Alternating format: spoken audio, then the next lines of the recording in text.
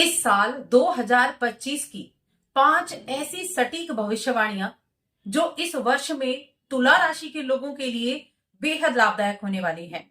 जय माता दी दोस्तों, आप सभी का स्वागत है हमारे YouTube चैनल अमृता एस्ट्रो में।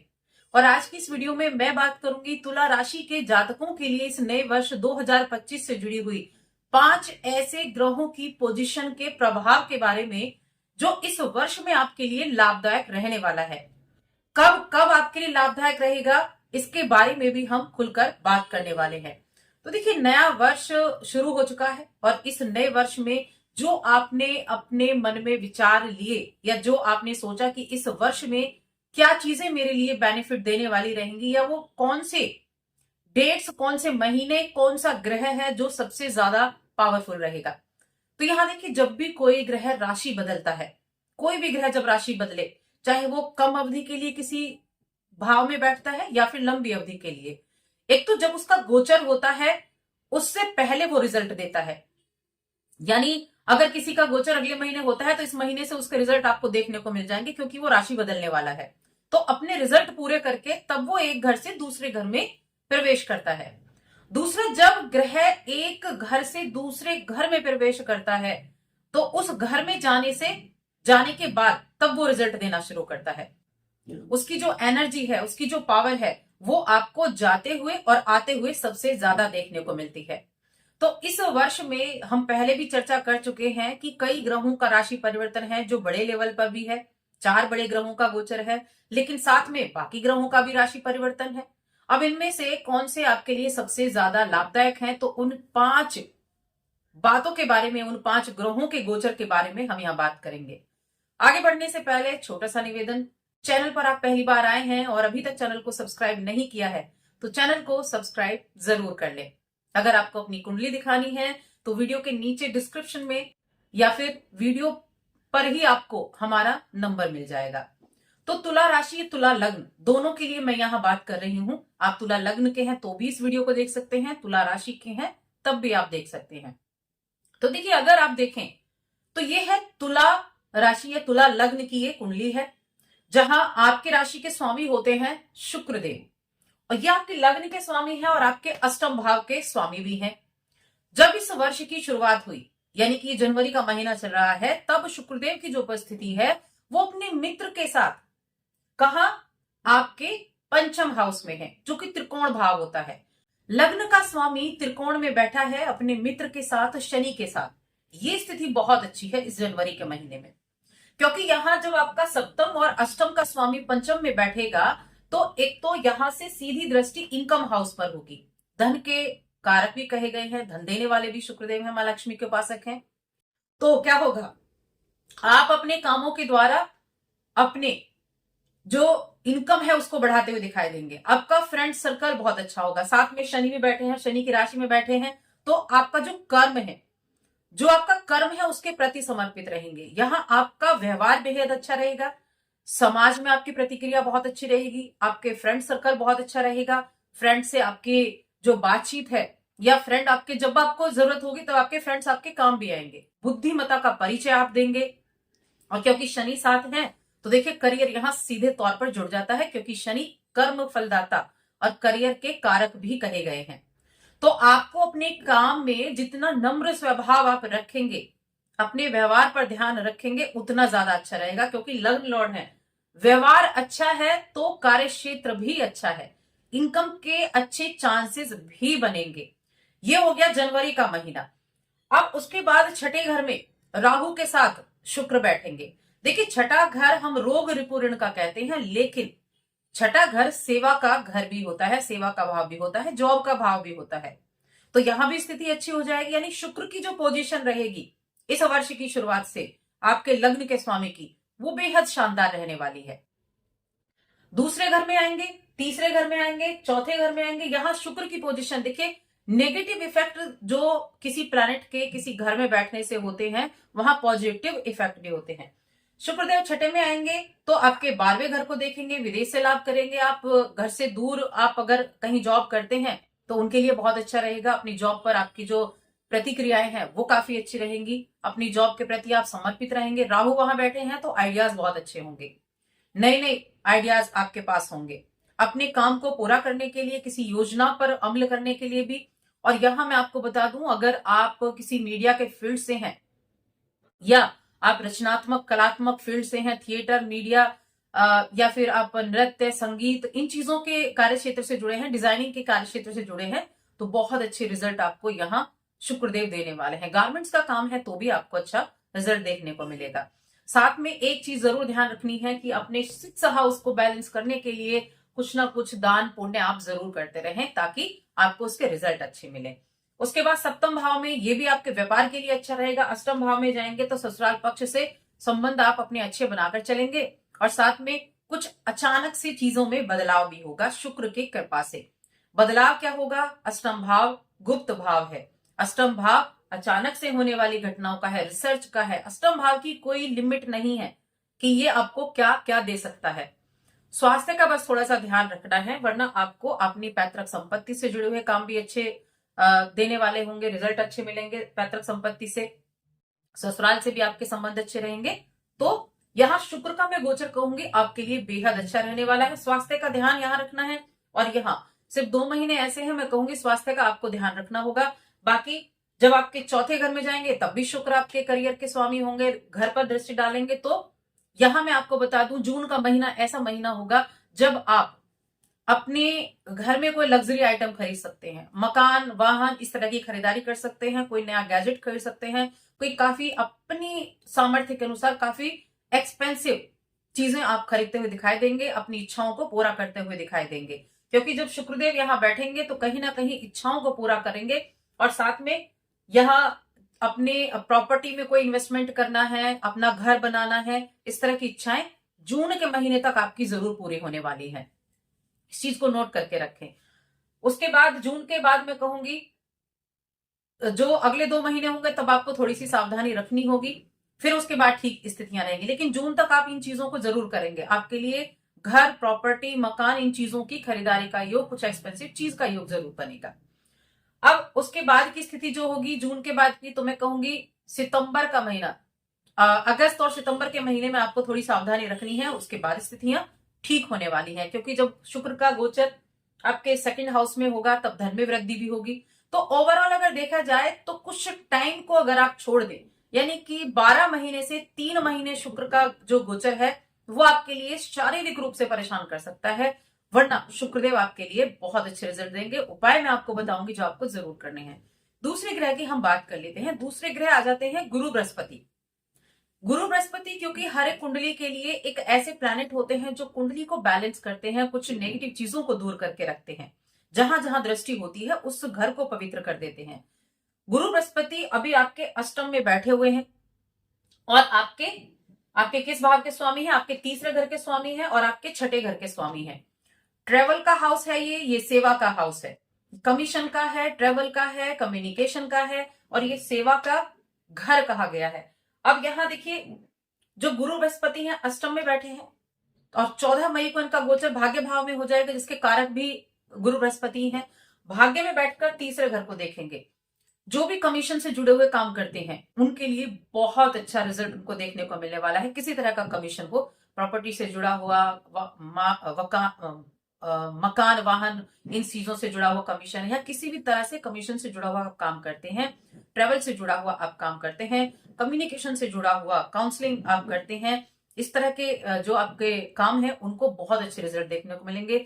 धर्म से जुड़े हुए या धर्म में रुचि आपकी बढ़ेगी, तो यहाँ जो गुरु का गोचर है वो काफी अच्छे रिजल्ट देने वाला रहेगा। अभी वक्री भी है, अभी गुरु बृहस्पति यहाँ पर आपको थोड़ा सा प्रॉब्लम क्रिएट कर रहे होंगे, लेकिन इनका गोचर बहुत अच्छा रहेगा, और 1 साल तक ये यहाँ रहने वाले हैं, यानी 2025 पूरे ये यहीं आपके नवम भाव में रहने वाले हैं। नवम के कारक भी हैं। यात्राएं बहुत रहेंगी, छोटी और बड़ी दोनों तरह की यात्राएं रहेंगी, कामकाज के सिलसिले में भी और अपनी फैमिली के साथ भी आपकी यात्राएं रहेंगी, क्योंकि यहाँ पर बैठकर इनकी दृष्टियां भी होंगी। 1, 2, 3, 4, 5 लगन पर दृष्टि डालेंगे, स्वास्थ्य को अच्छा करेंगे। 6, 7 सातवीं दृष्टि से तीसरे घर को देखेंगे, तो आपके हार्डवर्क को भी बढ़ाएंगे, आपका कम्युनिकेशन भी अच्छा करेंगे, और आपके ट्रेवल भी बढ़ाएंगे। भाई बहनों का सपोर्ट भी आपको देखने को मिलेगा। उसके बाद नवम दृष्टि आ जाएगी आपके पंचम पर, संतान प्राप्ति के योग भी बनेंगे, विवाह के योग भी बनेंगे। शिक्षा के लिए बहुत अच्छा रिजल्ट यहाँ देखने को मिलने वाला है गुरु की दृष्टि से। क्योंकि पंचम भाव पर दृष्टि जिनके संतान नहीं है उनके लिए बहुत अच्छा है, संतान प्राप्ति के लिए बहुत अच्छे योग बनेंगे उनके लिए। और साथ में जो अपनी एजुकेशन को कंप्लीट करना चाह रहे हैं, अपने मन पसंदीदा कॉलेज में एडमिशन लेना चाह रहे हैं, उनकी इच्छाएं भी इस समय अवधि में पूरी होने वाली हैं। तो गुरु का गोचर भी आपके लिए अच्छा हो गया। और अभी कहीं ना कहीं आपकी हेल्थ को भी प्रॉब्लम दे रहे हैं, तो ये चीजें आपकी खत्म हो जाएंगी। लेकिन ऐसा नहीं यहाँ पर सारी चीजें नेगेटिव रहेंगी, यहाँ पर पॉजिटिव चीजें भी हुई हैं।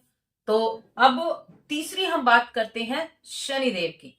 देखिए, शनिदेव आपके पंचम भाव के स्वामी है और आपके चौथे घर के स्वामी है, यानी आपके भौतिक सुख के स्वामी है, प्रॉपर्टी के, वाहन के स्वामी है और पंचम भाव के स्वामी है। और अभी कहाँ है, पंचम में ही बैठे हैं, तो ये स्थिति आपके लिए अच्छी है। पंचम में बैठे हैं तो यहां से आप अपनी बुद्धि का सही तरीके से इस्तेमाल कर सकते हैं। पंचम में बैठकर आपके इनकम हाउस पर ये दृष्टि डाल रहे हैं, त्रिकोण भाव में बैठकर, त्रिकोण के ही स्वामी। तो ये स्थिति आपके लिए अच्छी। इनके जो नक्षत्र परिवर्तन है वो भी अच्छे, और आपकी कुंडली के लिए तो त्रिकोण के केंद्र के स्वामी है, तो वैसे भी योग कारक ग्रह कहे गए हैं शनिदेव, और योग कारक ग्रह का अपनी ही राशि में बैठना उत्तम रिजल्ट देने वाला होता है। अब ये आपके, जब इनका राशि परिवर्तन होगा 29 मार्च को, उससे पहले पहले ये आपके परिवार में बड़े चेंजेस लेकर आएंगे। परिवार में मीन्स कि आप कुछ चीजों को खरीद फरोख्त आप करेंगे।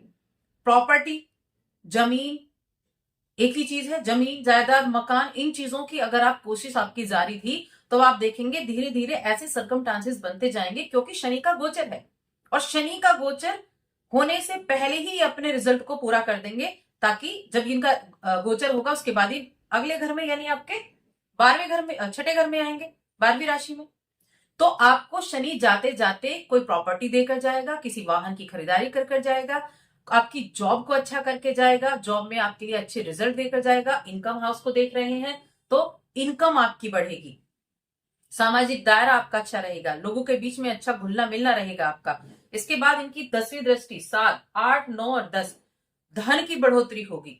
कुछ अच्छे इन्वेस्टमेंट आप कर सकते हैं इस समय अवधि में। इन इन्वेस्टमेंट को शनि आपके लिए कराकर जाने वाला है।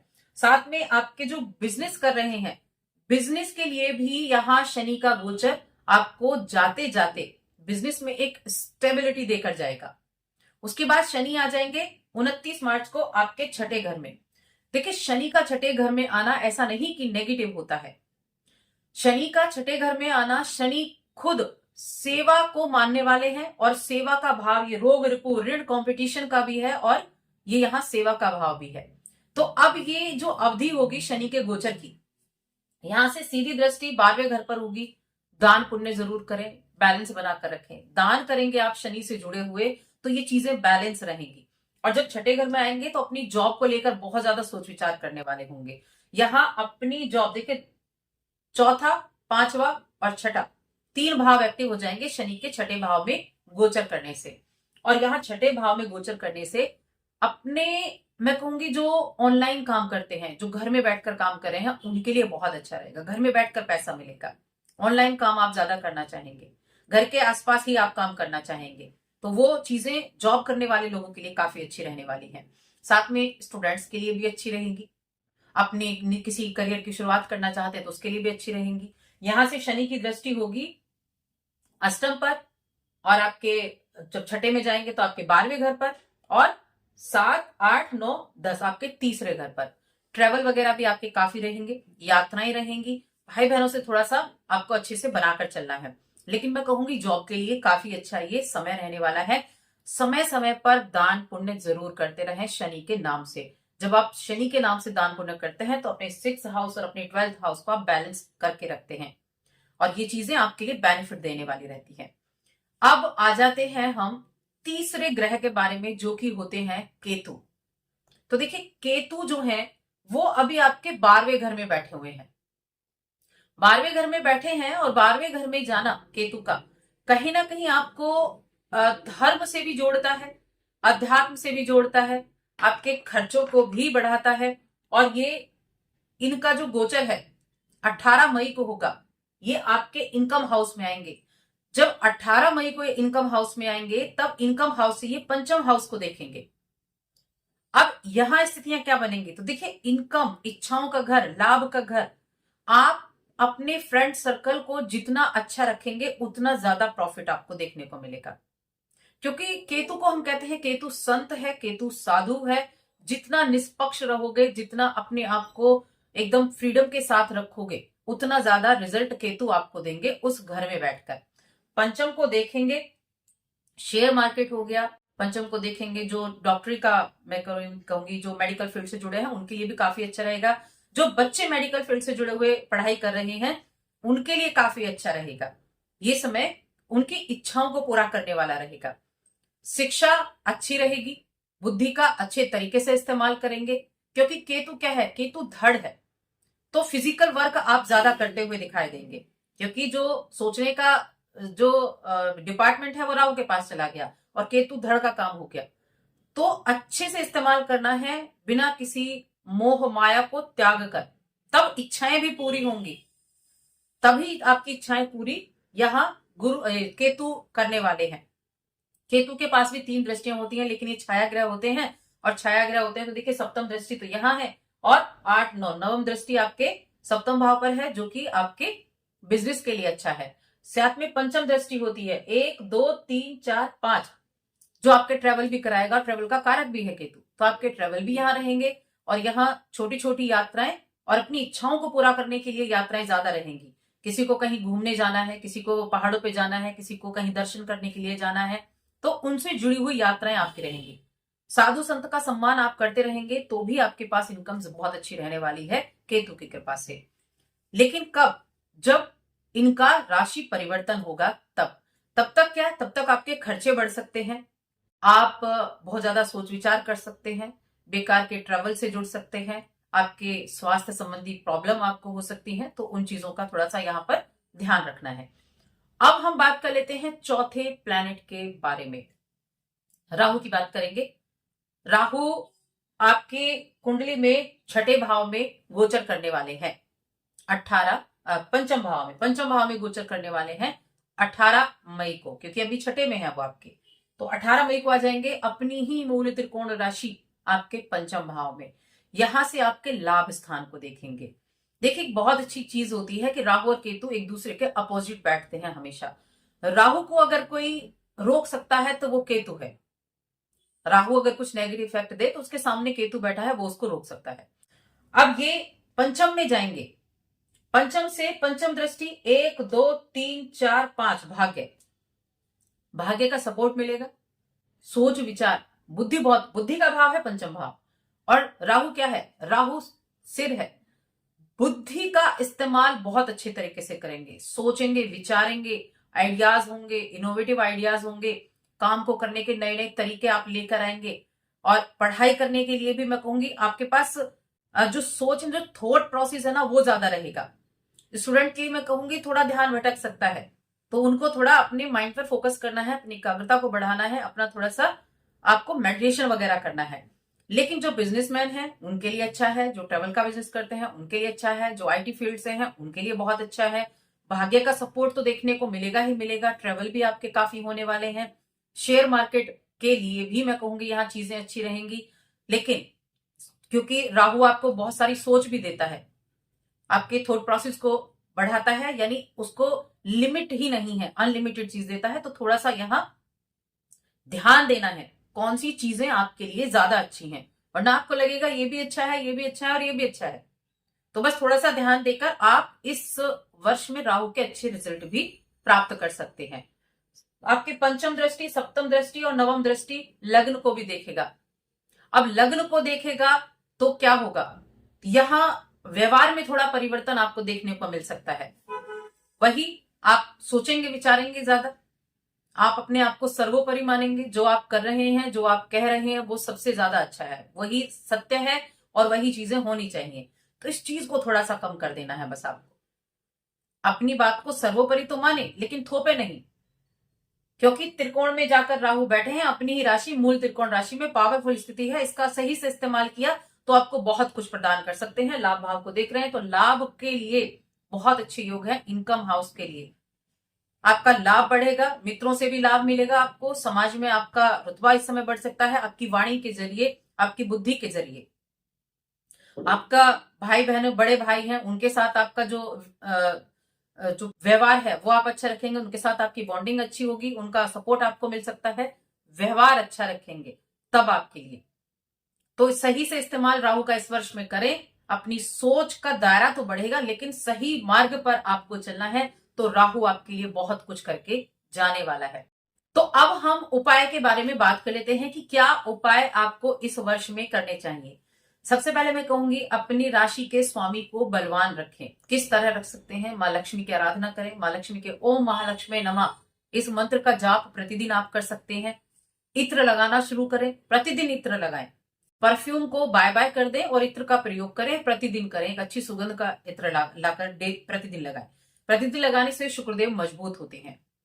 अब दूसरा उपाय क्या करना है? दूसरा उपाय आपको करना है कि या तो पक्षियों को आप दाना डालें। सत अनाज होता है ना, 7 तरह का अनाज, या जो भी आपके पास अवेलेबल हो, पक्षियों को डालें। पक्षियों को कोई नुकसान नहीं पहुंचाना है, किसी भी जानवर को कोई नुकसान आपको नहीं पहुंचाना है, क्योंकि राहु और शनि को अगर आपको प्रसन्न करना है तो जानवरों के साथ आपको अच्छे से पेश आना होगा, पक्षियों के साथ आपको अच्छे से पेश आना होगा। किसी भी तरह का नुकसान नहीं पहुंचाना है। जब मौका मिले उनको अनाज डालें, डॉग्स को फीड कराएं जब मौका मिले।